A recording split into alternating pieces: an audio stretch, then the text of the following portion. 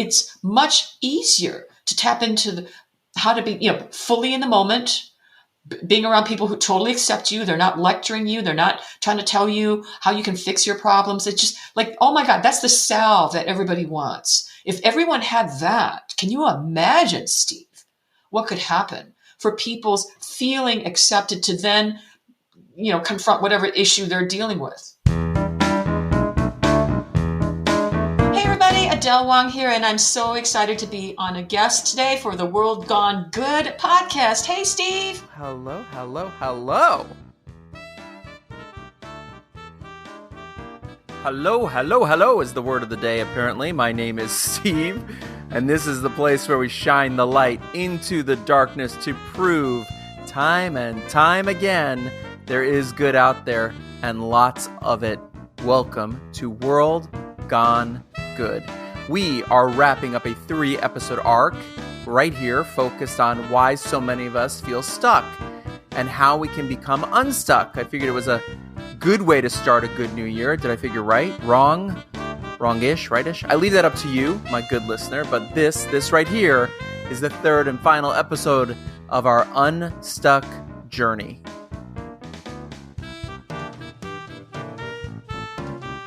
My guest today is Adele Wang. She's a women's expert in stress relief, executive coach, keynote speaker, and the host of her own podcast. Her goal is to help smart, intuitive, perfectionist women create happiness and success in an imperfect world. So I think it's pretty safe to say she knows a something or two about getting stuck and getting unstuck, and we are in safe, good hands.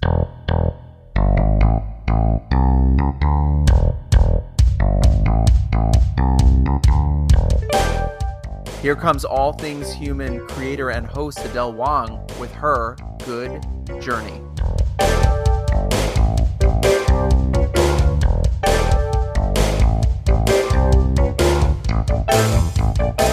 I'm going to dive right in because I listened to your podcast and we're going to get to all things about you. But you said something that really affected me. Change comes at the rate of safety. Absolutely. For those of you who might not know what I do, I'm a mentor coach. I work with hundreds of high performers around the world. And I've been doing this for 15 years. And one thing I have really noticed within myself and in working closely with humanoids who are all trying to change. I mean, I'm always wanting to grow. And most of the people I know in life are trying to grow towards more of something, whether it's a better relationship or doing more of the type of livelihood they want. There's always something we want. And that's great. That's the human condition. We are meant to grow. That sometimes you can be content with things for a while, but eventually there's something that niggles at you. I'd like to either, take a turn and try this, or I'm going to want to go for that. And then that often requires us to grow into more of who we are. But that can often be scary because it brings up everything we learned about ourselves that was not true growing up or whatever. And so I've always felt with people who are so impatient to grow that change happens at the pace of safety. It doesn't really happen depending on how much you know or how much work you put into yourself. Because I get a lot of people who really work on themselves a lot. And that's admirable. I mean, that shows a lot of motivation. It shows you're really committed. Yay. And sometimes it can feel like a lot of work, and like it's unpleasant. It feels burdensome. It feels like, well, yeah, I'm still falling short in this, or I'm still falling short of that. And I found that if we can look to how can we feel safe first before doing these big changes, it's just a little bit easier, a lot easier. Does that make sense? It makes total sense. And my question that goes with this is, have you always felt safe to make changes in your own life? Oh God, absolutely not. So everything that comes out of my mouth is what I learned the hard way. And I'm not talking just about 1 or 2 screw-ups. Sometimes it takes 10 or 20 screw-ups before I get with the program. But I think that's one reason why I talk about this a lot, because I know how it really messed me up, because I was always very much a striver to be more something. But that meant I wasn't happy with where I was, which meant that I had to look at myself, and that scared me. And the more I tried, the worse I felt. And I was in that cycle. Is it cultural? Is it familiar? Like, is it the family upbringing? Is it where we live in the world? Yes, yes, and yes. Yeah. That the idea that you're already fine the way you are, even before you've read a single self-help book, even before you've done your first meditation or worked on better couples communication or lost 30 pounds or whatever it is, you're already fine. Like that is hard for, at least in this part of the world, for people to really embrace. Like there's this feeling of, well, that wouldn't I just turn into a slug? Right. Indulgent slug that sits on the couch and doesn't do anything. I think we have a culture that assumes that if you don't flagellate yourself somehow or criticize yourself somehow, you won't rise to your full potential. I think that's a deep fear that's behind perfectionism, that's behind anxiety. I'm not doing what I should be doing, whatever that is, or I know I should be doing something and I'm not. Procrastination. I don't know. And we've just been raised that how we are already is just not enough. And it paralyzes us to some degree, because you also talk about something you said on one of your shows. You said less time processing issues, more time discovering who you are. And to me, that language also comes down to something we talk a lot about on the show is we all can talk a lot. And then there's a point where you have to take action. And when we spend so much time, and I'm not a licensed therapist, I'm a human, right? And I spent a lot of time trying to get out of my own head. But I also know part of it is just getting up and walking and moving and making the walk happen. Absolutely. In a way, I think it's a little bit unnatural for people to be this into looking at their own issues. I mean, life will show you without you having to dig unnecessarily. Meaning sometimes I think people can overprocess to the point where they're never done. There's always one more thing to look at. Of course there is. Right. But life is passing you by while you're processing. And I would rather people be more in life and let the processing sort of happen in the background. Don't worry, you won't miss the memo. But life first, processing second.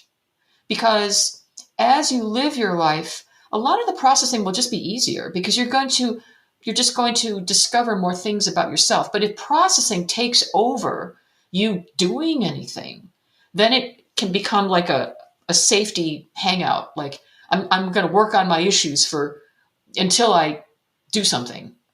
And I just feel like we've got it kind of reversed, Yeah, it's interesting. Again, I'm quoting you a lot here because it all plays into it. Because you also talk about, I told you, I listen to your show and I make notes because I love it.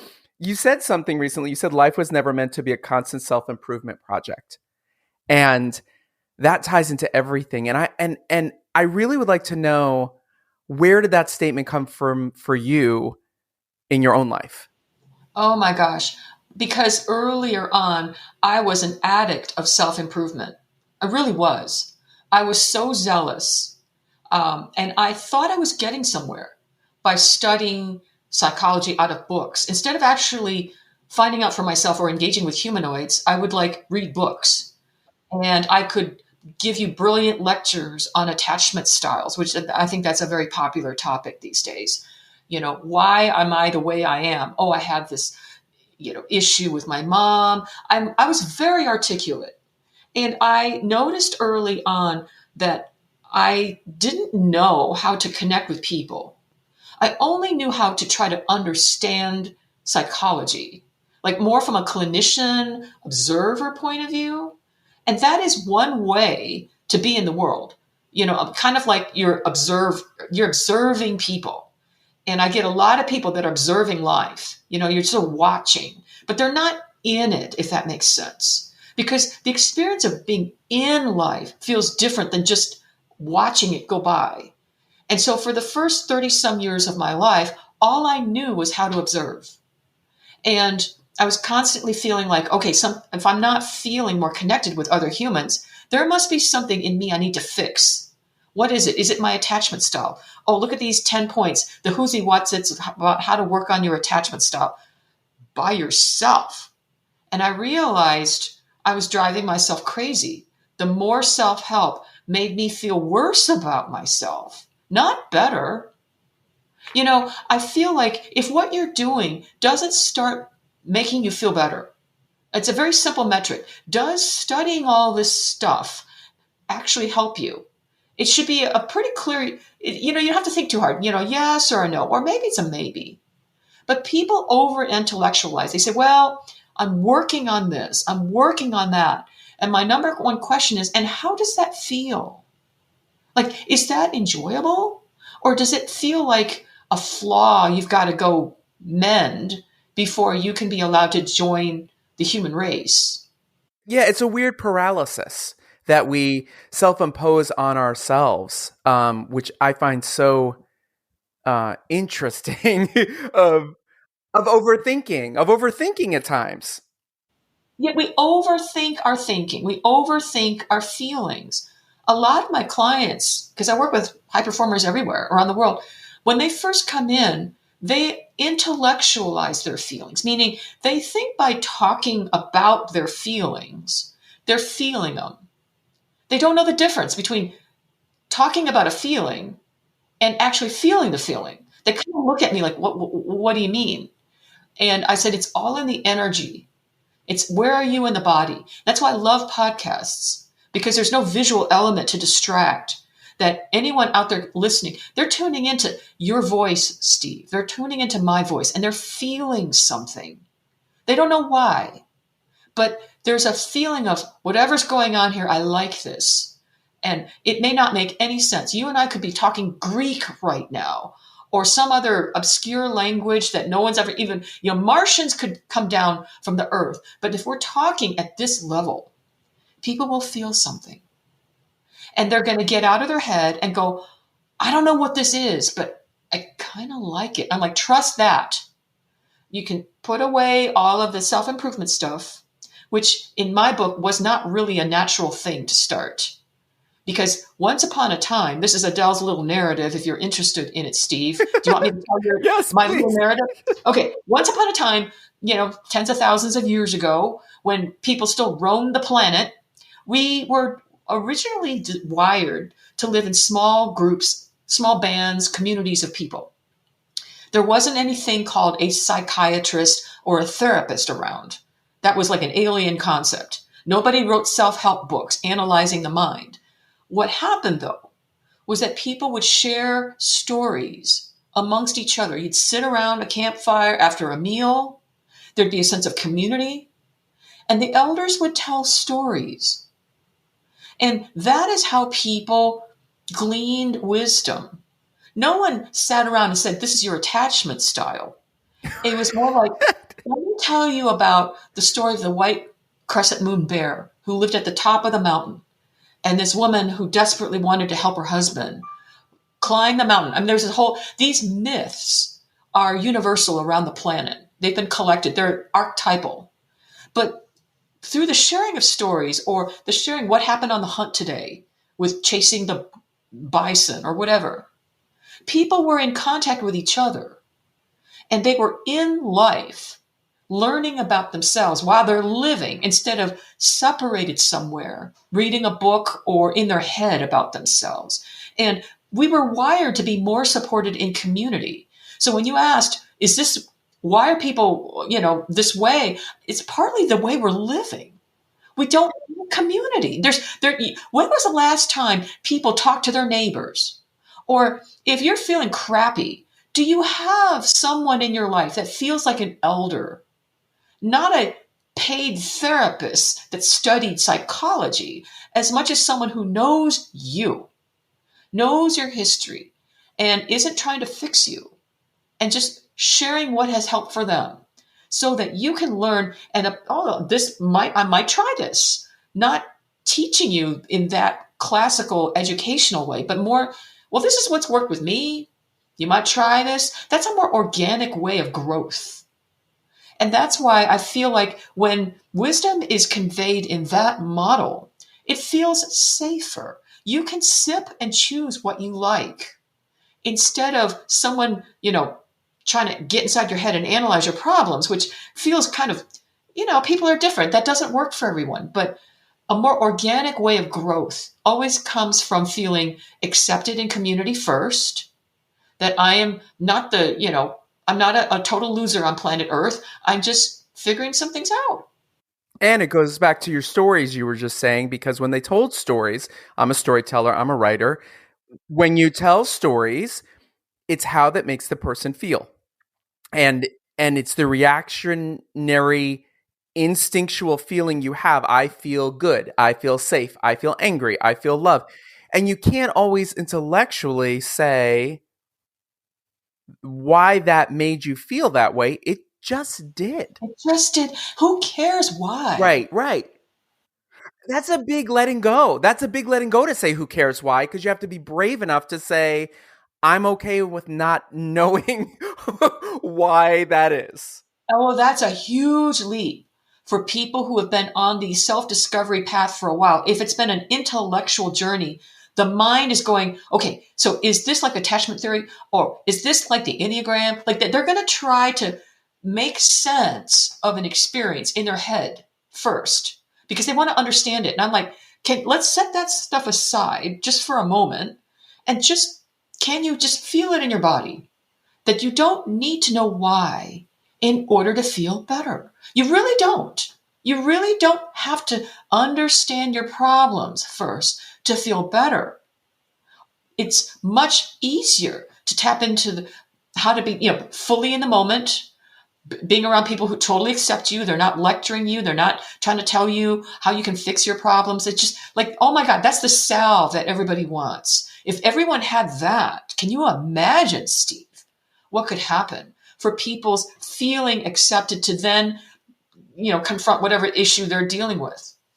But if you've got people who are empty and unsupported, trying to fix themselves without the basics of you're groovy no matter what, if you never lose your 50 pounds, if you never, figure out why you are, it's all right. I just wish, because self-help has become this mega industry, zillions of books. Of course. And money. Yeah, Everything comes back to money. and the more people work on themselves, the more they feel like they need to work on themselves. And here's the thing. Right. I'm not against self-help. I'm not. There's some valuable things, but it cannot replace community, being present with another humanoid in the room. Because what I've noticed now in our culture of self-help, people feel like growth comes only from, I'm going to read my book about, what I need to do to fix myself. And then I'm going to go for a long walk on the beach by myself and process. And I'm like, that's great. But what happens when you come home and another person's in the room with you? Like, right. That's when things happen, because we are wired, most of what we want, love, money, better relationships, opportunity, most things that we want come through people in some way, right? I mean, money doesn't just, show up. It comes through an exchange of services or a relationship. So if dealing with humanoids is the fundamental thing that stresses you out, then, part of the healing process needs to be being around humanoids, not you by yourself I love long walks on the beach, but you would be shocked at how many people use meditation and solitude to try to heal relationship issues. It doesn't work so well. I mean, it's got some value, but in the end, this dance with another humanoid needs to be part of the equation instead of shutting down or, oh, I'm going to go no contact with 99% of the people in my life, or I just don't need people. I'm destined to be alone in this life. Like all these things people do to try to minimize pain because I don't feel safe around people. Yep. It comes back to yourself. A lot of my clients struggle with this. So I've learned that they don't know. They're paying me to know the difference between feeling something and talking about a feeling. I can't hold them accountable for what they don't know. So if you're listening out here, I'm going to demo. Would you like me to demo something? Sure. And you can feel the difference? Okay.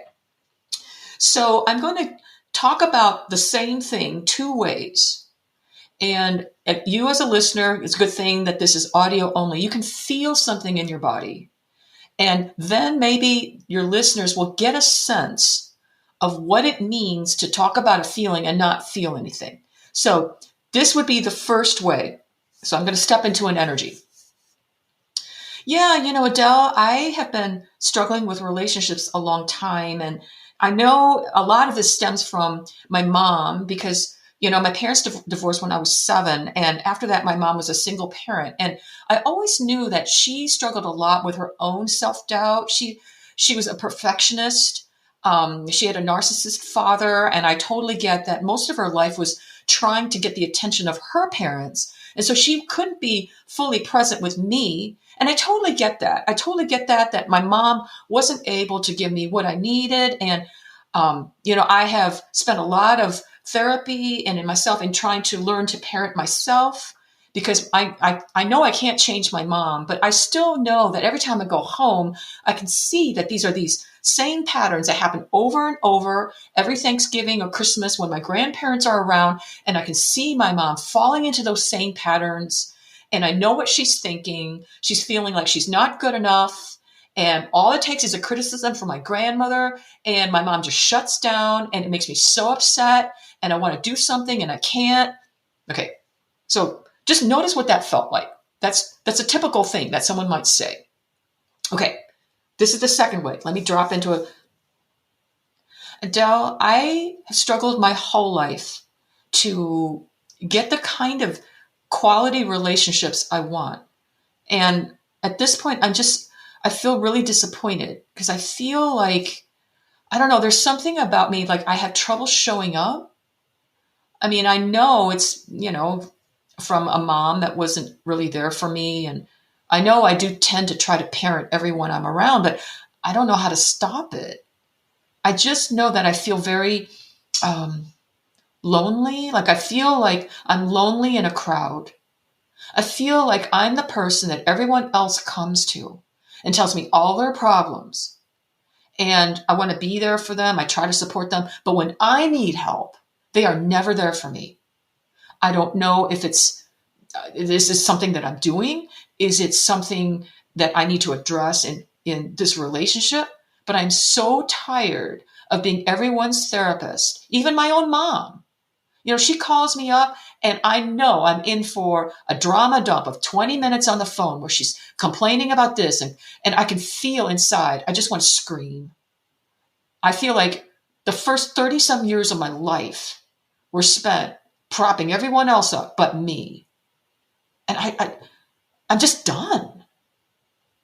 Okay, so can you feel the difference? 100%, because the first version is a person who is taking the time to list all of the problems, but they are an exterior list. They are not part of that list. They have separated themselves. This happened and this happened. I know that happened and this happened and that happened, right? Yes. And they're very articulate. Oh, yes. And it makes it quite accurate. And because that's the story we can all tell ourselves. Look, we all know our story, right? We all have it memorized. No one knows our lists better than we know them. But the second one is a person who comes from a place of vulnerability, saying from the beginning, I have a problem. There you go. I have an issue. I have a thing. I know it. There you go, right there. And this is the stuff that it's much easier to help people drop in if you understand like some of the stuff that I'm a specialist, embodiment and energy. And if you have a therapist who's just waiting for the client to drop down, they don't know how. Right.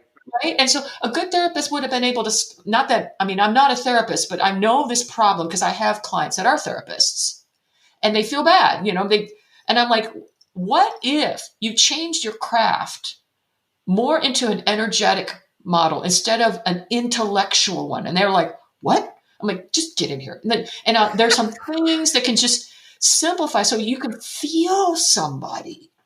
You don't have to be a therapist. This is also why you might have friends or acquaintances or people that you call friends that when they're around, they drain you. They might be talking about what's going on and you feel nothing. And it feels like a barrage of this happened and that happened. And as a listener, you start to get irritated or you check out, right? Like there's almost a sense of, oh my God, can I get off this phone call? Or why don't they just snap out of it? It's because that person's not there. They're talking. Right. But you can't feel anything. People don't know how to do this. And that's one of the cornerstones of my work, is to show people, because you can't expect people to open up when they don't know what it feels like. And they're scared. Yeah. And that's part of being human. You know, it's interesting. I'm a playwright. I've written plays since the 90s. I put up my first play. My listeners are sick of hearing about it. Haha. This last March, I put up my first play in 19 years called Happy Birthday McKenna. And the best compliment I got, and I got it several times, is in one way or another, an audience member came up to me or wrote me or texted me, a friend, whether I knew him or not. Sometimes they were strangers, and said, "You took me on a ride." And that made me feel so good, because what I love about theater is the presence.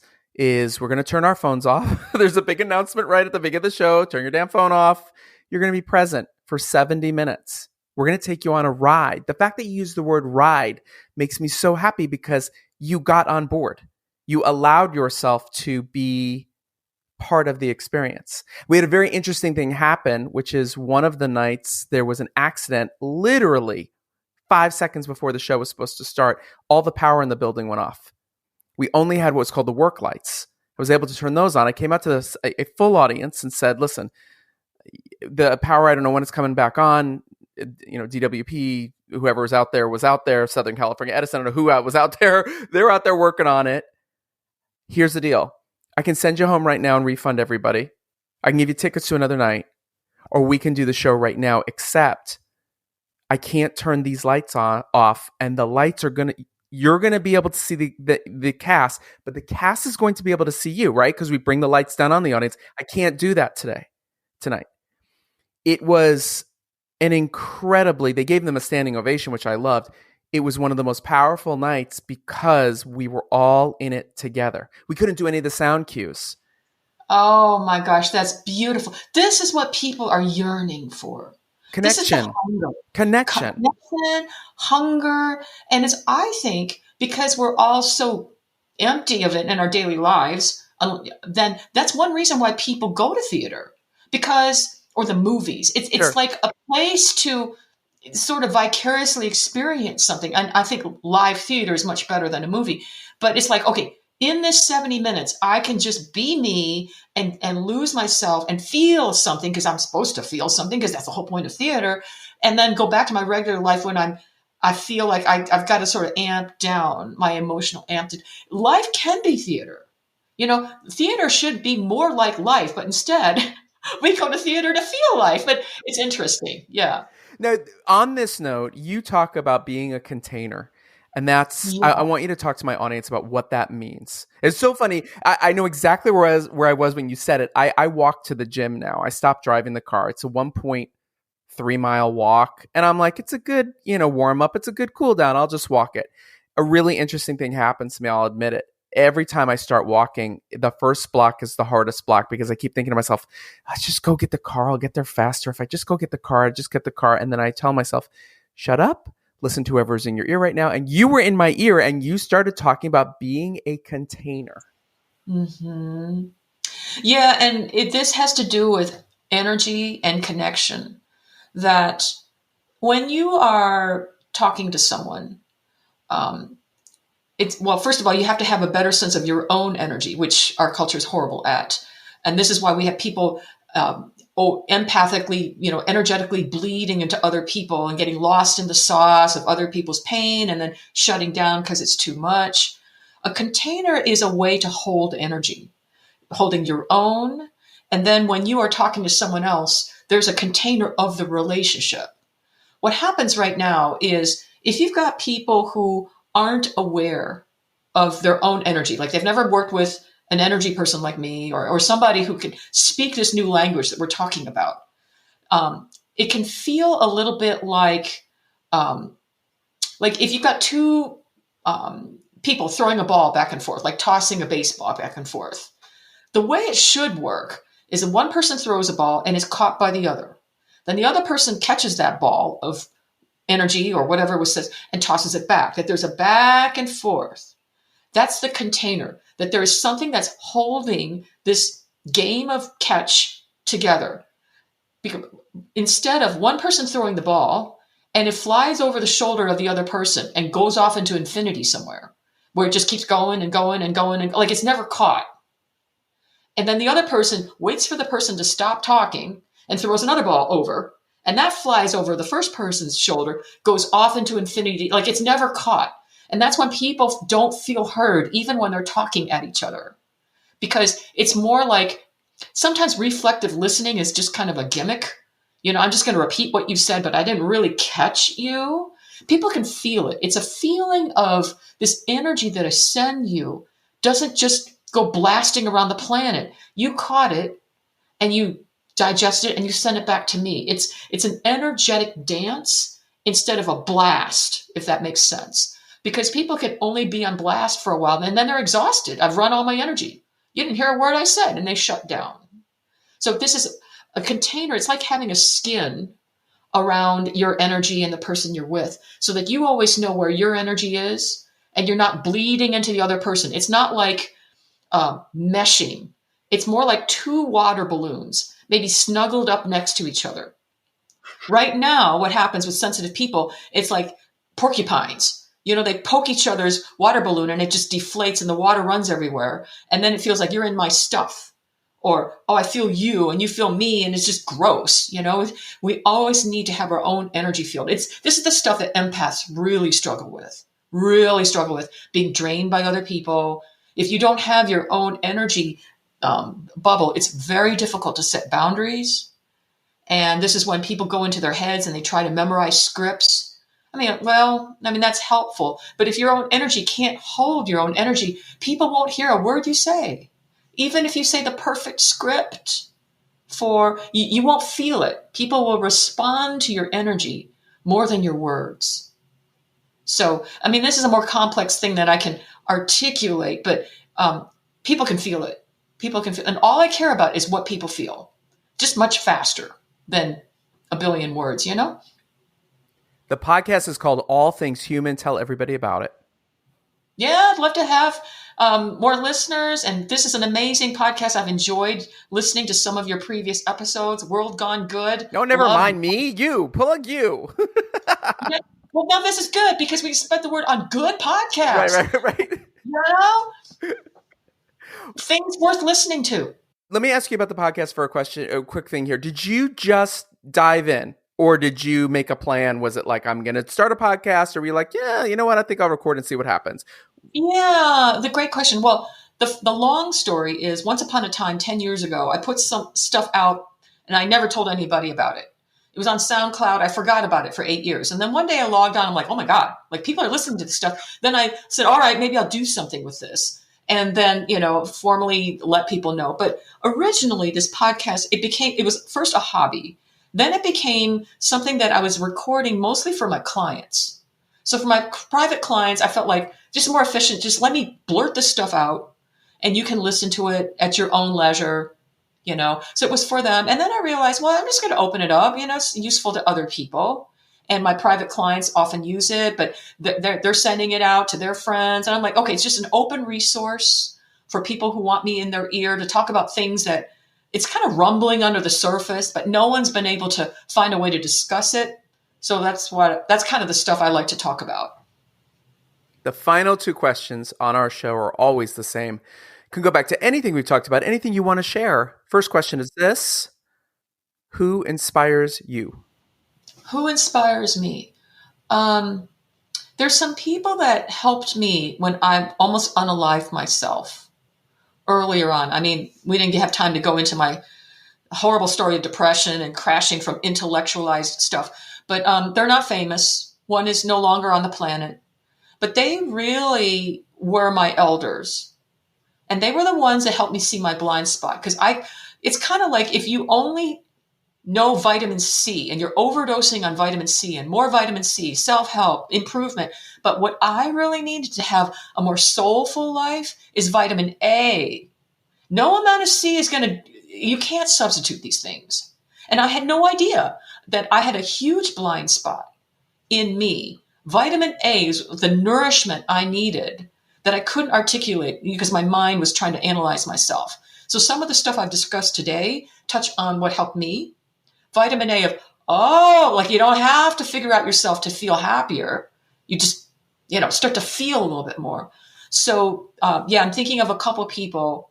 They're not famous. They don't want to be famous, but they impacted me deeply. They do what I do now. So a lot of their work I'm now sharing with clients in my group programs and private clients around the world. Yeah, so I'm very indebted to them. And the final question is not a question. It is a statement to finish. Any way you want. It can be anything. Tell me something good. Life is worthwhile. It is a gift. I know sometimes it's hard, but don't give up. You're here for a reason. Make this one bodacious life as joyful and as fulfilling as you possibly can.